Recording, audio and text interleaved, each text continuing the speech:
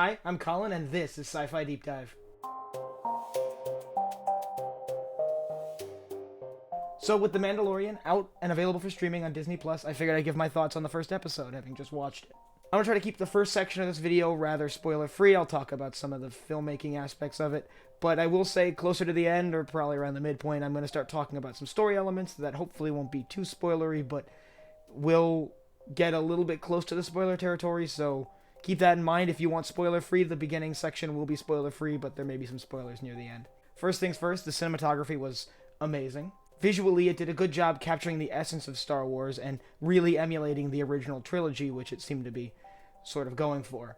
It presented a nice variety of worlds for the 40 minutes or so that the first episode was, including a snowy ice world. We ended up on a rockier world that I really couldn't make out what it was biome-wise, and a desert world.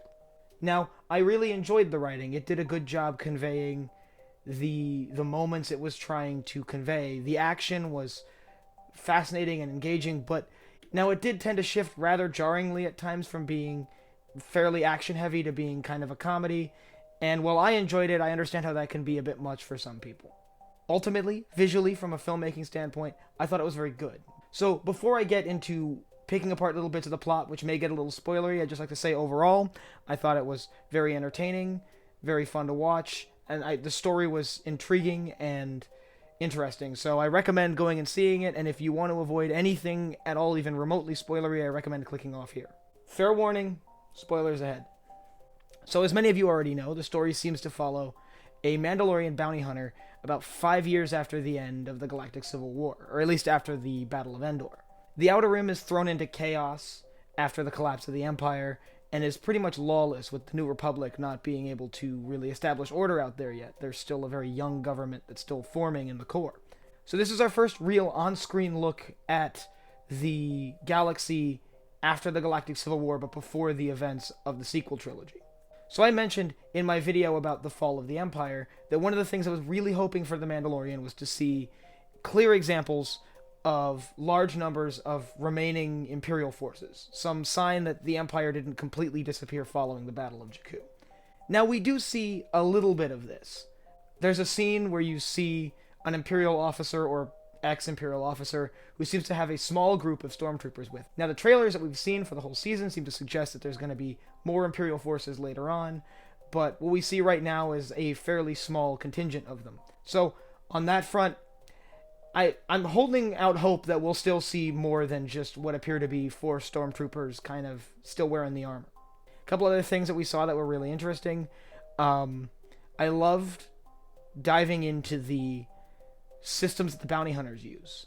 We begin to see some of the little elements of how the profession of bounty hunting in the Star Wars universe works functionally. Things like bounty pucks, which are given out to the bounty hunters to say, this bounty is yours, it's not going to go to anyone else. That's part of the honor system built into the Bounty Hunters Guild. So getting to see how the profession works has been very interesting, and I hope to see more of that, and I'm sure we will in the future episodes. Another thing that this show delves really deep into is Mandalorian culture. This proud race of warriors. We see things like the ceremonial crafting of armor, and how much they value the materials they make the armor out of. One of the things we see the main character, the Mandalorian, accepting as pay for his bounties is Beskar, which is a Mandalorian metal that they've been using for centuries to make their armor.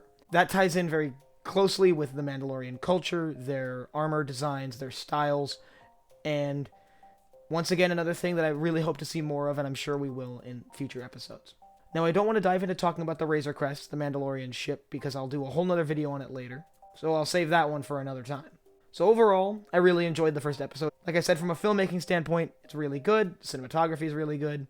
And I think from a storytelling standpoint, it was engaging, it was fun to watch, and I really look forward to seeing the future of this series, seeing what comes next. So if you like what you saw here today or just want more sci-fi discussions, head down below, subscribe, and hit the bell icon so you can get notified when I upload new videos. Also, don't forget to leave a like and a comment. Tell me what you thought about The Mandalorian if you've seen the series.